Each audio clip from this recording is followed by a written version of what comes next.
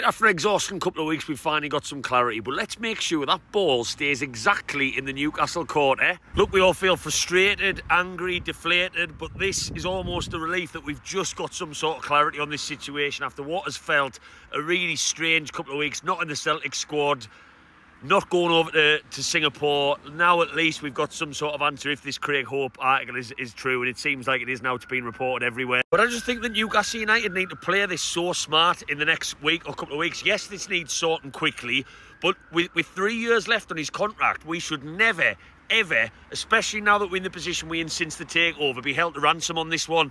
If Liverpool somehow, after bringing in Ekatike and Wirtz, can stump up 140, 150 million this summer, then go ahead for it, lads. Make the bid.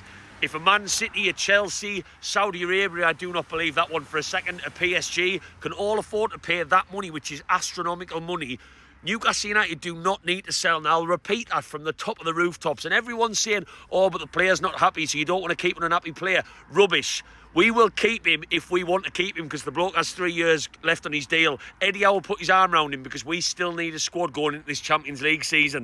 Why has this happened? But I think it's a mix of things. I think the media have got their way. I think there's been so many ridiculous things being reported, whether it's quotes, whether him demanding 300 grand a week, everyone chucking the words Liverpool down everyone's throats on social media for best part of 3 weeks without ever being any concrete evidence of any bids or any strong conversations.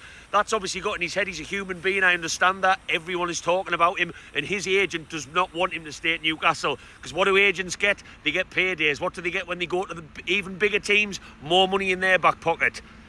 It's understandable from the agent's point of view, as frustrating as it is. And I also think to some degree, Isak has sat back and he's waited to see what Newcastle have done in this transfer window. Finally, time to be ambitious. And whilst I don't think we haven't showed ambition, we've gone after the likes of João Pedro, but we can't compete because of them lovely 3 letters PSR with the likes of Chelsea. We probably had a sniff of Mbeumo and had a conversation about him. It's not that we haven't gone after what are pretty good players to elevate this football club. It's just been a bit of a shit show of a window in how we've maybe gone about negotiating, the lack of director of football, and it has not gone how any of us planned. But look, I will not have my passion for my football club dictated by one player. Yes, you don't want to lose your best, but it's also a sign that you are a much better team than what we were once upon a time, to have some of the best players sought after for £150 million. And we've been here before I can remember Andy Cole. This bloke going on strike under Ashley, we knew we weren't going to get a better replacement in. This one broke my heart. So let's just try and get this one done, get it sorted. And if we're going to sell in this summer, get that money in now so we can invest quickly